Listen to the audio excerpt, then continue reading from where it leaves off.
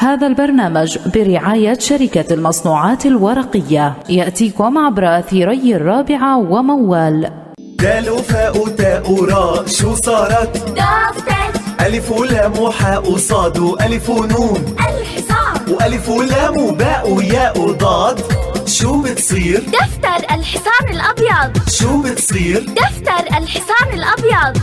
حصان الأبيض يا أولاد، هي هي هو دفتر يا أحباب. جميل، دفتر واحد هو الأفضل للطلاب. هي هي هي دفتر الحصان الأبيض وايت هورس بأنواعه متوفر لدى كافة المكتبات والمولات والسوبر ماركت. إنتاج شركة المصنوعات الورقية لإنتاج كافة أنواع الدفاتر المدرسية. الخليل. السلام عليكم ورحمة الله تعالى وبركاته. أسعد الله أوقاتكم مستمعينا الكرام بكل الخير بكل المحبة عبر أثير إذاعة الرابعة وموال، وحلقة جديدة من برنامج اربح مع شركة المصنوعات الورقية. هدايا متعددة من شركة المصنوعات الورقية تقدم لأهالينا اليوم في بيت لحم، وحقائب عديدة ومتعددة مع كافة مستلزمات المدرسة. مباشرة دعونا ننتقل إلى إحدى المواطنات في مدينة بيت لحم. يعطيك العافية خالتي. الله عافية. كيف حالك؟ الله يسلمك الحمد لله. كم كيلو العنب اليوم؟ والله كيلو العنب احنا مش عارفين نبيع من البلدية، يعني هي الدنيا المغرب وهي صرت أبيع فيه ب5 عشان بس أبيع وأروح. الكيلو ب5. إيش النوع هذا؟ هذا زيني. زيني. شو أغلى نوع اليوم؟ اللي زي هذا بكوا يبيعوه ب8 و10 و15 يشتروا الناس. اليوم هينا أنا مش عارفة أبيعها ب5. مش عارفة تبيعيه ب5؟ أنا مواطنة وهذا من أرضي. بعد العصر بساعة قدرت أقعد أبيع. ممنوع كله؟ ممنوع الصبح. بسيطة. كم طالب عندك في المدرسة يا خالد؟ 3 في الجامعة وعندي 2 في المدرسة. الله يخلي لك إياهم. بأي صف في المدارس؟ المدارس 6 ابتدائي وولد توجيهي. ما شاء الله يخلي لك إياهم. نتعرف على حضرتك. من الخضر أنا أم محمد. اشترينا الأدوات المدرسية لأبنائنا ولا لسه؟ لا والله لسه ما شرينا. لسه. في التوجيه وفي السادس صح؟ إن شاء الله. في التوجيه بنت ولا ولد؟ ولد.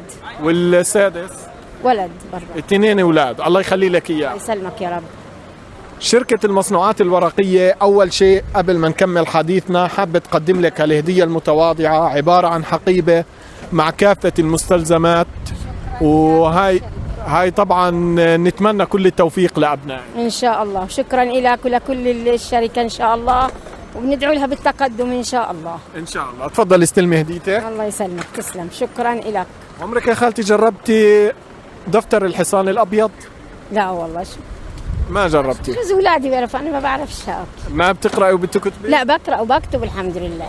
الحمد لله. ما عمرك أخذتي منهم ورقة لقيتيها إنه من دفتر الحصان الأبيض؟ لا والله ما. شو القصة يعني في نوعية الدفتر؟ نوعية إنه شركة أيوة بالضبط. شركة المصنوعات الورقية عندها نوع اسمه الحصان الأبيض. أيوة موجود عندي ولاد. بكون عليه شعار الحصان. موجود عندي ولاد. موجود. يشتروا دائما. في كل بيت صار موجود. إن شاء الله.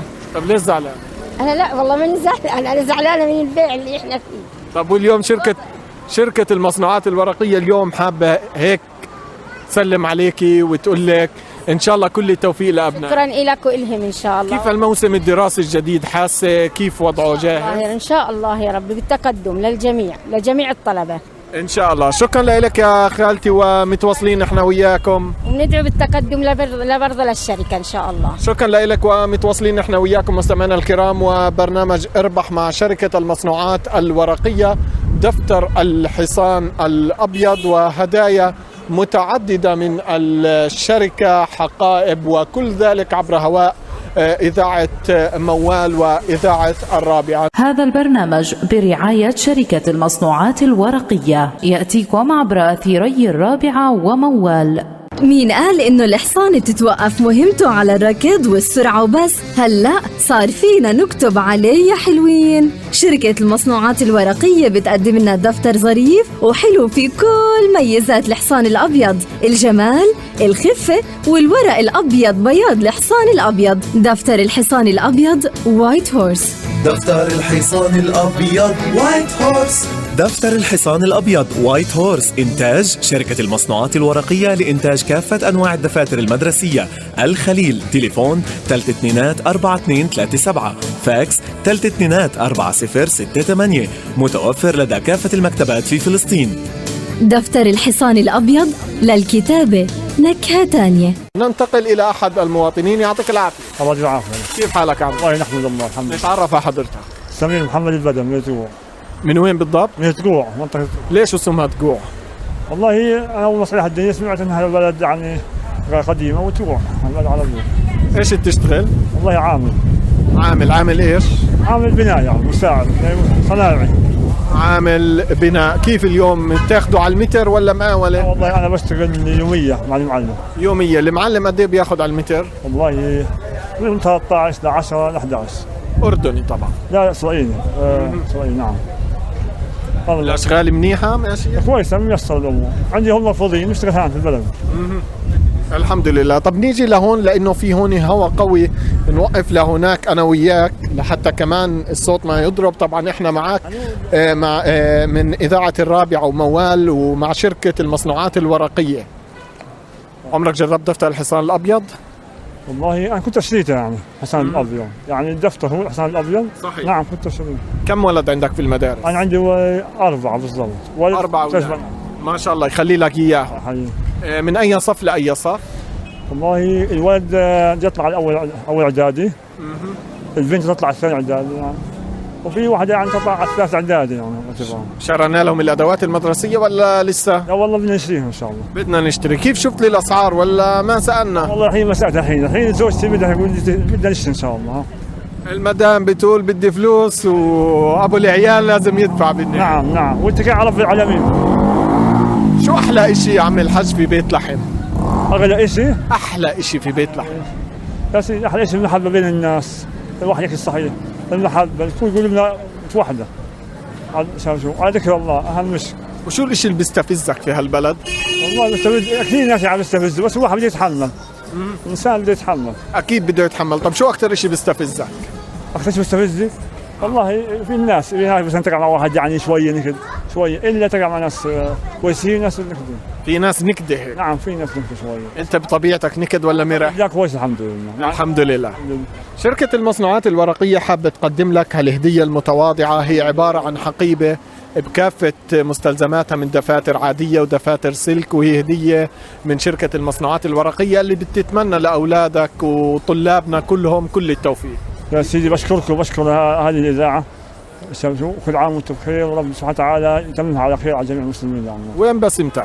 نعم وين بسمتك؟ ليش معصب يا رجل؟ لا هي مبسوطة. ايوه احنا بسمتك عندنا بالدنيا كلها. شكرا لك واكيد شكرا لكم. شكرا لك ان شاء الله بتممكم عليكم بالتوفيق. واحنا اكيد سعيدين بلقائك وبلقاء كل اهالينا في مدينة بيت لحم. هذا البرنامج برعاية شركة المصنوعات الورقية، يأتيكم عبر أثيري الرابعة وموال.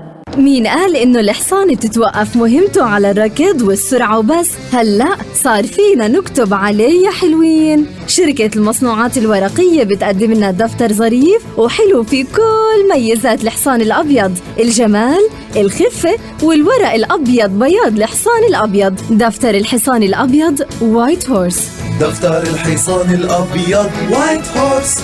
دفتر الحصان الأبيض وايت هورس، إنتاج شركة المصنوعات الورقية لإنتاج كافة أنواع الدفاتر المدرسية. الخليل، تليفون 324237، فاكس 324068، متوفر لدى كافة المكتبات في فلسطين. دفتر الحصان الأبيض للكتابة نكهة تانية. مستمعينا الكرام، مستمرين نحن وياكم عبر أثير إذاعة الرابعة وإذاعة موال وشركة المصنوعات الورقية. دفتر الحصان الأبيض ودفتر الإيزيرايت، الدفاتر ذات الأوراق المميزة وذات الجودة العالية جدا. مباشرة إلى مواطن آخر. يعطيك العافية. هلا بيك. شو بتشتغل؟ طبار. في الطبار. مالك معصب؟ ولا معصب ولا شو بتعرفه، شغل دائما شديد. عشان هيك كنت شديد اليوم. شغال شاق كمان. عسكري. ايوه ازود. كيف اليوم المتر بتاخذوه؟ والله حسب 130 140. طبعا. والمتر جاهز لو كل شيء عليك؟ لا. ولا ما بتاخذ جاهز؟ لا باخذ جاهز. قد ايه جاهز بتاخذوه؟ تقريبا $200. $200 تقريبا، يعني بحدود ال 500-550 تقريبا. شو أحلى إشي في بيت لحم؟ شو الإشي اللي أنت بتحبه في بيت لحم؟ كل شيء حلو فيها. كل شيء. والأحلى؟ الأحلى أنتو. لا هيك ذبحتني. هيك يعني الغزل كتير علينا. لا. احنا بسمتك عنا بالدنيا كلها، ومقابل هاي الابتسامة في عنا هدية كمان من شركة المصنوعات الورقية. قبل ما توصل الهدية بدنا نسألك كيف انت بالقراءة والكتابة؟ الحمد لله منيح. عمرك جربت دفتر الحصان الأبيض؟ لا. أنا واثق إنك مجربه. بعرفش، ما أشوفه بعرفه. موجود، وهلا راح تشوفه بالحقيبة إن شاء الله. إن شاء الله. كم طالب عندك في المدرسة؟ عندي آخر بنت في المدرسة، وإن شاء الله أولادي في المدرسة. الله يخلي لك إياهم. بأي صف بنتك؟ 11. ب11 ما شاء الله. علمي ولا أدبي ولا صناعي ولا؟ يعني لسه ما حدد. إن شاء الله أهم شيء التوفيق لها وين ما هي حابة تلاقي نفسها يعني. إن شاء الله. إن شاء الله. شرنا لها الأدوات المدرسية، حقيبة، دفاتر ولا لسه؟ ولا لسه ما شرينا. طب ما بدنا نشتري، شو رأيك؟ كويس. ما بدنا نشتري لأنه هاي المرة علينا من شركة المصنوعات الورقية الهدية جاهزة. تسلم. انتو المصنوعات. هاي حقيبة، عبارة عن حقيبة كامل دفاترها دفاتر عادية ودفاتر سلك، مقدمة لبنتك يلي بنتمنى لها فعلا كل التوفيق والنجاح. شكرا لكم ويعطيكم ألف عافية. طب أنا بدي أفهم أول إشي ليش معصب؟ أنا مش معصب هيك يا رجل معصب، شايفك يعني خفت أنت؟ شو الإشي اللي بتكرهه بحالك؟ أنا؟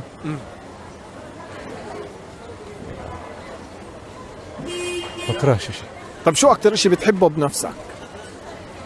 كل شيء. أنا شايف حالي كويس، بس ممكن الناس بتشوف إني أنا مش كويس. حلو الواحد يقيم نفسه، صح؟ صح.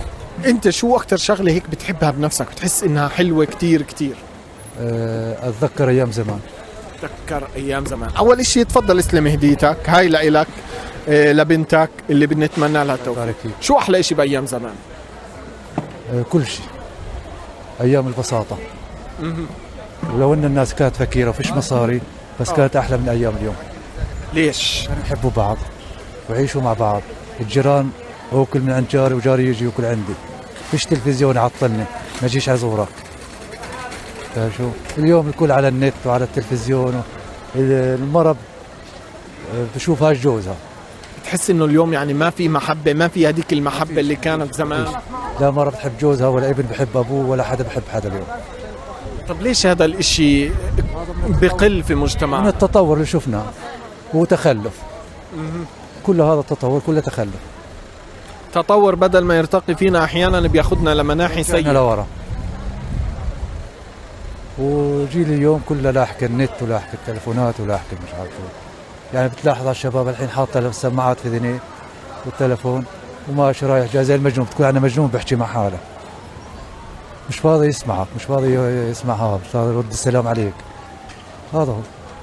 لكن برد السلام على الفيسبوك على الكل. على الكل ايوه، ليل نهار. على الفيسبوك اجتماعي. بالواقع انا بشوف يعني شباب صغيره يعني شباب صغير ببقى حامل لابتوب. مش عارف ليش بيلزم هذا. بيلزم للحياه للدراسه. قاعد في الشارع ماشي في الشارع وهو حامل لابتوب. شو بدك فيه؟ ليش بيلزم؟ بيشتغل عليه بالشارع؟ بقعد على الدرج، بقعد في الشارع، بقعد على الحيط، بقعد وين ما يروح بحب ماشي فيه زي باكيت الدخان. مش عارف يعني المهندس الدكتور ما فيش عنده. شو ليش بلزم؟ ما بعرفش. شكرا لك، واكيد احنا سعيدين بشوفتك ونتمنى لبنتك كل التوفيق. الله يسلمك. شكرا. هذا البرنامج برعاية شركة المصنوعات الورقية، يأتيكم عبر أثيري الرابعة وموال. دال فاء تاء راء شو صارت؟ دفتر. ألف ولام وحاء صاد وألف ونون. الحصان. وألف ولام وباء وياء ضاد. شو بتصير؟ دفتر الحصان الأبيض. شو بتصير؟ دفتر الحصان الأبيض. حصان الأبيض يا أولاد. هي هي. هو دفتر يا أحباب. جميل. دفتر واحد هو الأفضل للطلاب. هي هي هي. دفتر الحصان الأبيض وايت هورس بأنواعه متوفر لدى كافة المكتبات والمولات والسوبر ماركت. إنتاج شركة المصنوعات الورقية لإنتاج كافة أنواع الدفاتر المدرسية الخليل. ومتواصلين نحن وياكم مستمعينا الكرام وبرنامج اربح مع شركة المصنوعات الورقية دفتر الحصان الأبيض ودفتر الإيزي رايت. كيف حالك؟ هلا عمي، مرحبا. شو بتدخن؟ والله بندخن. شو النوع؟ لا من الرخيص. من الرخيص يعني لف وحنتريش. ماشي 4-5 شيكل. 4-5 شيكل من طب ليه الواحد بدخن؟ والله الوضع شوي صعب. يا رجل مضر بالصحة. والله مضر بس تعودنا، شو نقول لك. باليوم كم باكيت بتدخن؟ بصراحة خلصش باكيت. ما بتخلص.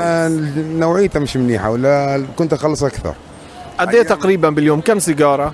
يعني كل باكيت بس بالزيادة يعني. كل يوم باكيت. أول شو كنت تدخن؟ الأم ونستون إشي يعني بكى لحد ما صار زاد عن 10 وقفنا خلص. خلص. أول ما وصل ل10 أنا ستوب. عن 10 خلص زيادة. إيش بتشتغل حضرتك؟ والله من بيع خضرة أنا. كيف بيع الخضرة؟ كيف اليوم أسعار هالخضرة في هالبلد؟ منيحة كثير، مناسبة. دائما شغلة الفلاح مناسبة يعني ورخيصة. بتحس إنه الأسعار المواطنين رضيانين عنها ولا بحسوها عالية؟ لا دائما عالية، بحسوا هيك بنشعر يعني هون تتبيع شو ما تطلب بقول لك بدي أقل. يعني أنت تزرع ولا فقط بالتاجر بتبيع؟ لا بنزرع من أرضنا، احنا فلاحين. الأيام هاي شو بتزرعوا؟ يعني عنب وصبر وتين وهيك شغلات.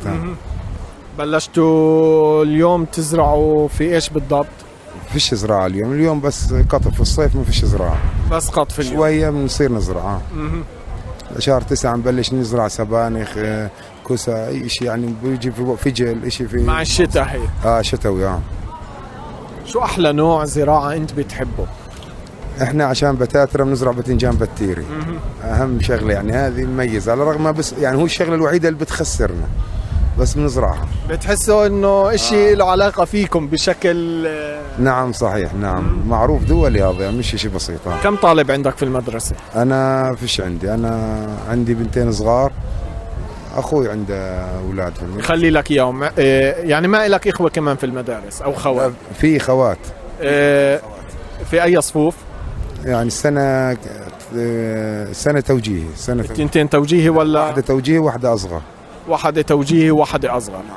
شركة المصنوعات الورقية حابة تقدم لك هدية عبارة عن شنطة مع كافة مستلزماتها من دفاتر وأقلام. لو حبيت تقدمها هدية لأختك، لمين منهم؟ الأصغر ولا الأكبر؟ بصراحة مش للتوجيه، لأن ما ظنيش يعني راح تحتاج التوجيه. دفاتر هي دفاترها خاصة راح تكون أزود من ما تبقى من المصنوعات، على الرغم أني أنا زبون لشركة المصنوعات الورقية هيتكو، بعرفهم منيح وبعرف المصنع وبعرف المركز الرئيسي في المربعة وبعرف العصرية اللي دوار المنارة وبعرف الشباب اللي بيشتغلوا فيها ما شاء الله عنهم. طبعا شركة عصرية وعصرية يعني جربت الدفاتر وبتعرفها. الحصان الأبيض درجة أولى في العالم أنا بعتبره. أنا يعني اتفرجت على دفاترهم بعرفها، وشفت دفاتر نابلس ما فيش، لا يعلى عليها. الحصان الأبيض لا يعلى عليها صدق. كل الاحترام، واحنا اكيد بشهادتك فخورين. لهيك شركة المصنوعات الورقية بتقدم لك الهدية المتواضعة وبتقول لك كل التوفيق لخواتك ولكل طلابنا بالنهاية، وإن شاء الله كلهم بيرفعوا راسنا في هالتعليم إلى الأمام إن شاء الله للجميع، للرادو للعصرية ومن زايد لزايد إن شاء الله. شكرا لك وسعيدين فيك ومستمرين نحن وياكم مستمعينا الكرام عبر أثير إذاعة الرابعة وموال، والحديث مع المواطنين وتقديم هدايا متعددة من شركة المصنوعات الورقية. هذا البرنامج برعاية شركة المصنوعات الورقية يأتيكم عبر أثيري الرابعة وموال. مين قال إنه الحصان تتوقف مهمته على الركض والسرعة وبس؟ هلأ صار فينا نكتب عليه يا حلوين. شركة المصنوعات الورقية بتقدم لنا دفتر ظريف وحلو في كل ميزات الحصان الأبيض: الجمال، الخفة، والورق الأبيض بياض الحصان الأبيض. دفتر الحصان الأبيض وايت هورس. دفتر الحصان الأبيض وايت هورس. دفتر الحصان الأبيض وايت هورس إنتاج شركة المصنوعات الورقية لإنتاج كافة أنواع الدفاتر المدرسية. الخليل. تليفون 324237. فاكس 324068. متوفر لدى كافة المكتبات في فلسطين. دفتر الحصان الأبيض للكتابة نكهة تانية. الآن مستمعينا الكرام ننتقل إلى إحدى المواطنات. كيف حالك يا خالتي؟ الله يحفظك. احنا حابين نقدم لك هدية، نروح ولا نضل عندك؟ الله معك يا الله. كيف حالك؟ الحمد لله. ايش بتبيعي؟ والله ببيع في حبة خضرة وبمرمرونة ولا بيخلونا نقعد. لا تصوير لا. خلص ما تصور الحاج يا أمانك، ما تصور. ما بيخلونا نقعد، يعني هم بيكونوا محتاجين في التجار عنهم بيجيبوا بضاعة. وأنا عندي 7 بنات وجوزي له 13 سنة. أنا حاط جهاز والله إلا من الله وحبة الخضر، والحمد لله عايشين بيتنا وسترين حالنا. عندك 7 بنات وكم ولد؟ ولد الله يخليك. الله يخلي لك اياه. قد ايه عمره ابنك؟ ابني متجوز بس يكون في حال الولد. والله اليوم كل شيء غالي. والله الحين جاي يطلب مني 100 شيكل، قال انا اللي هنا بيجي يطلب مني هاي ببيع بسوي حبة بقلة حبة نعناع وبستر على حالي.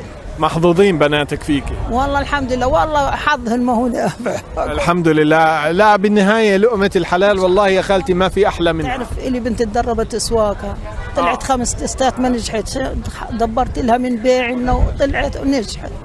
أنا بشتغل ربنا شايفني الحمد لله. الحمد لله والله الحمد لله مستورة والحمد لله. عندك في المدارس من بناتك ولا كيف؟ ولت واحدة توجيه. شرنا لها شنطة ولا لسه؟ والله السنة ظلت واحد عيان عندها الكلب والحمد لله. الحمد لله. ما شرنا لها حتى الآن الحقيبة ما عندها. هي بتلبس جلباب، أنا بلبس شلبي ولا شريت لها. بس الشنطة لابد منها للمدرسة. بس إحنا ما بدنا نخليك تشتري. الله يحفظك. السنة بلاها الشنطة. الله يحفظك. بلاها الشنطة. قولي لها روحي بدون شنطة. الله معك والله يحفظك يا والله بدي تكونوا مبسوطين، وأنا بقدم روحي للوطن وللعالم. شركة المصنوعات الورقية راح تقدم لك الهدية المتواضعة، هي عبارة عن شنطة فيها كل لوازم الطالبة لبنتك اللي بتتمنى لها فعلا كل التوفيق وإن شاء الله. الحين اللي بتطلب شنطة كيف؟ عندي حفيدة الله يخلي لك إياها. هلا أنت لك الخيار، إما بتعطي للبنت أو لحفيدتك. أحيانا يعني ولد الولد ما أغلى من الولد إلا ولد الولد. والله الحمد لله أنا عندي 7 وابني عنده 4. الحمد لله الحمد لله الحمد لله. خالتي قبل ما ننهي معاكي، شو أكتر إشي بتحبيه ببيت لحم؟ والله بحب إني أنستر وأقعد أبيع وأستر أولادي وداري، هذا اللي بحبه بس. ونحب نكون مستورين وإن شاء الله دائما بنضل مستورين دائما، وإن شاء الله بنصركم وبنصر الحق وبنصر دين الإسلام يعني. وليش مكشرة؟ مطفران صايم والحين بلاقي السيارات بدي أروح طلب. الله يتقبل وإن شاء الله إفطار شهي. حتى حرام إن أكون صايم للناس بس الحمد لله. الحمد لله والله يتقبل يا خالتي إفطار شهي وكل التوفيق لبنتك ولأحفادك وكل عام وأنت بخير. جرى أحكي هيك بحبش أنا أحكي، أول مرة بحكي معك. إحنا سعيدين جدا لأنه أول مرة وإن شاء الله ما بتكون آخر مرة. مستمعينا الكرام لهم بيكون وصلنا لختام مشوارنا مع شركة المصنوعات الورقية وعبر أثير إذاعة الرابعة وإذاعة موال من مدينة بيت لحم، وتقديم الهدايا المتعددة من شركة المصنوعات الورقية، دفتر الحصان الأبيض، دفتر الإيزي رايت. التحية دائما موصولة لكل أهلنا في بيت لحم ومحافظة الخليل، وأيضا التحيات موصولة لإدارة وطاقم وعاملي شركة المصنوعات الورقية، وتحياتي لزميلي مالك النتشا الذي يرافقني في التصوير وفي الهندسة الصوتية. وهذه تحياتي من وراء المايك في إعداد وتقديم البرنامج طه أبو حسين، حتى نلقاكم في حلقة جديدة ومشوار جديد من برنامج اربح مع المصنوعات الورقية. في أمان الله. هذا البرنامج برعاية شركة المصنوعات الورقية، يأتيكم عبر أثيري الرابعة وموال. دال وفاء تاء راء شو صارت؟ دفتر. ألف ولام وحاء وصاد وألف ونون الحصان. وألف ولام وباء وياء وضاد شو بتصير؟ دفتر الحصان الأبيض. شو بتصير؟ دفتر الحصان الأبيض. حصان الأبيض يا أولاد. هي هو دفتر يا أحباب جميل، دفتر واحد هو الأفضل للطلاب. هي دفتر الحصان الأبيض وايت هورس بأنواعه متوفر لدى كافة المكتبات والمولات والسوبر ماركت. إنتاج شركة المصنوعات الورقية لإنتاج كافة أنواع الدفاتر المدرسية. الخليل.